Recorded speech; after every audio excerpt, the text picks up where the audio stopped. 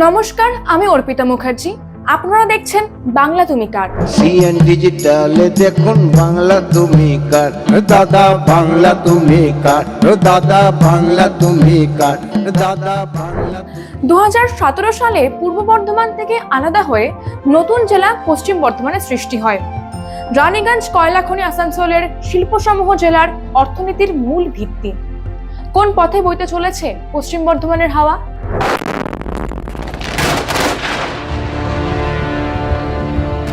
এই জেলা দিয়েই বয়ে গিয়েছে অজয় ও দামোদর। কয়লা পাচার, অজয়ের বালি পাচার এই জেলার চেনা ছবি। নজরুলের জন্মভিটে চুরুলিয়া এই জেলাতেই অবস্থিত। এই জেলার ভোট হাওয়া বুঝবো, তবে তার আগে জেনে নেব জেলার সীমানা। শিল্পর প্রধান এই জেলা, নাগরিক পরিষেবা এই জেলার প্রধান ভোট ইস্যু। বিহার ও ঝাড়খণ্ড সীমান্ত ভাগ করে বলে ভোট পরিস্থিতিতে অনাকাঙ্ক্ষিত অনুপ্রবেশ বাড়তে থাকে। জেলার শৈশবাবস্থা এখনও কাটেনি। ভাগাভাগিতে জেলার মধ্যে কিছু ঐতিহাসিক এবং ধর্মীয় স্থান এসে গিয়েছে।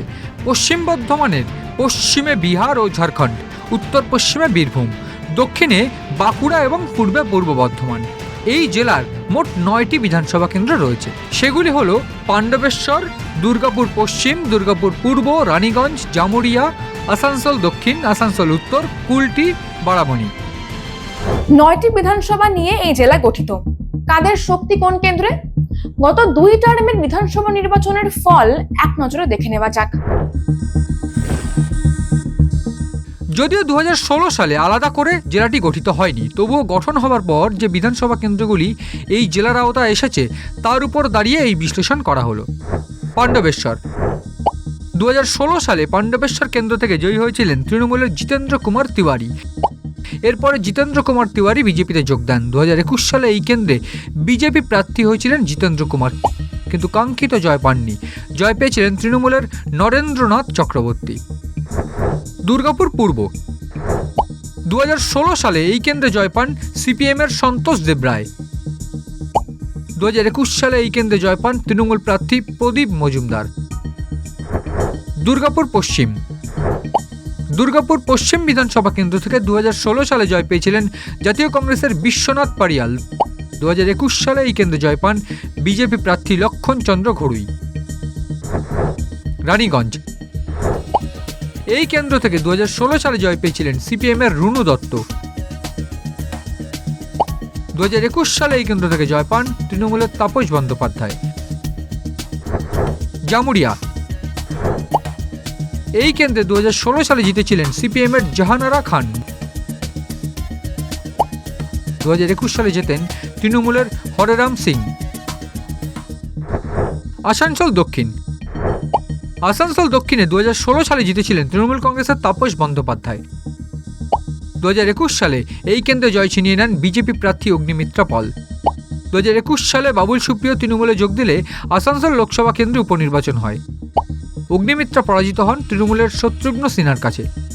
2024 সালেও মেদিনীপুর লোকসভা কেন্দ্রে তৃণমূলের জুন মালিয়ার কাছে হেরে যান তিনি। সুতরাং আসানসোল দক্ষিণের বিধায়ক হিসেবে রয়ে যান তিনি। আসানসোল উত্তর। আসানসোল উত্তর বিধানসভা কেন্দ্র থেকে 2016 এবং 2021 বিধানসভা নির্বাচনে জয়ী হন তৃণমূল কংগ্রেসের মলয় ঘটক। কুলটি। কুলটি বিধানসভা কেন্দ্র থেকে 2016 সালে জয়ী হন তৃণমূলের উজ্জ্বল চট্টোপাধ্যায়। 2021 সালে এই কেন্দ্র থেকে জয় পান বিজেপির অজয় কুমার পোদ্দার। বারাবণী। এই বিধানসভা কেন্দ্র থেকে 2016 এবং 2021 বিধানসভা ভোটে জয়ী হন তৃণমূলের বিধান উপাধ্যায়। 2016 এবং 2021 বিধানসভার বিশ্লেষণ করলে দেখা যাবে পশ্চিম বর্ধমানের পাল্লা ভারী তৃণমূলের, কিন্তু 2016-র তুলনায় আশাতীতভাবে 2021 সালে শক্তি বৃদ্ধি করেছে পদ্ম শিবির। এবার দেখে নেওয়া যাক গত 2টি লোকসভায় এই জেলার ফল। পশ্চিম বর্ধমান জেলায় 2টি লোকসভা আসন রয়েছে, আসানসোল এবং বর্ধমান দুর্গাপুর। 2019 সালের লোকসভা নির্বাচনে আসানসোল কেন্দ্র থেকে জিতেছিলেন বিজেপির বাবুল সুপ্রিয়।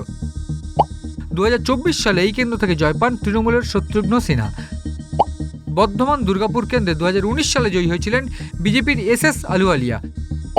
2024 সালে এই কেন্দ্র থেকে জয়ী হয়েছিলেন তৃণমূলের কীর্তি আজাদ। যার অর্থ 2019 সালের নির্বাচনে বিজেপি এই জেলায় 2টি লোকসভা আসনেই নিজেদের জয়ের পতাকা ওড়ালেও 2024 সালে এই 2টি আসনই জয় করে তৃণমূল।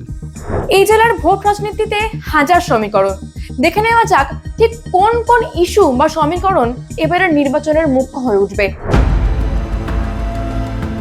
পশ্চিম বর্ধমান জেলায় এসআইআর এর প্রক্রিয়ায় প্রাথমিকভাবে বাদ পড়া ভোটারের সংখ্যা অত্যন্ত বেশি এবং এটি একটি নির্বাচনের বড় ইস্যু। মুখ্যমন্ত্রী মমতা বন্দ্যোপাধ্যায় পশ্চিম বর্ধমান জেলা দিয়েই দক্ষিণবঙ্গে ভোট প্রচার শুরু করেছেন, বিশেষ করে পাণ্ডবেশ্বরের নির্বাচনী সভা করেছেন। আসানসোলে বিজেপি প্রার্থী অগ্নিমিত্রা পল এবং তৃণমূল প্রার্থী তাপস বন্দ্যোপাধ্যায়ের মধ্যে লড়াই মূল আকর্ষণ।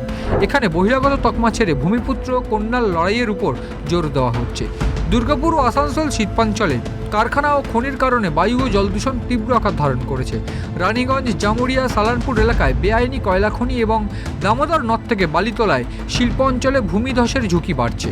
জেলায় প্রায়শই রাজনৈতিক সংঘর্ষ, বোমাবাজি এবং বেআইনি অস্ত্র উদ্ধারের ঘটনা ঘটছে। পুরনো কয়লা খনি অঞ্চলের বাসিন্দারা ধসের আতঙ্কে দিন কাটাচ্ছেন। শিল্পাঞ্চল হলেও কলকারখানা বন্ধ বা রুগ্ন হয়ে পড়ায় নতুন কর্মসংস্থানের অভাব এবং যুবকদের বেকারত্ব একটি বড় সমস্যা। এছাড়াও পশ্চিম বর্ধমান জেলার নাগরিক পরিষেবার মান এবারের ভোটের সবথেকে বড় ইস্যু। লোকসভার ফল বলছে এই জেলায় তৃণমূলের পাল্লা ভারী। বিধানসভার ফল বলছে শক্তি বাড়াচ্ছে বিজেপি।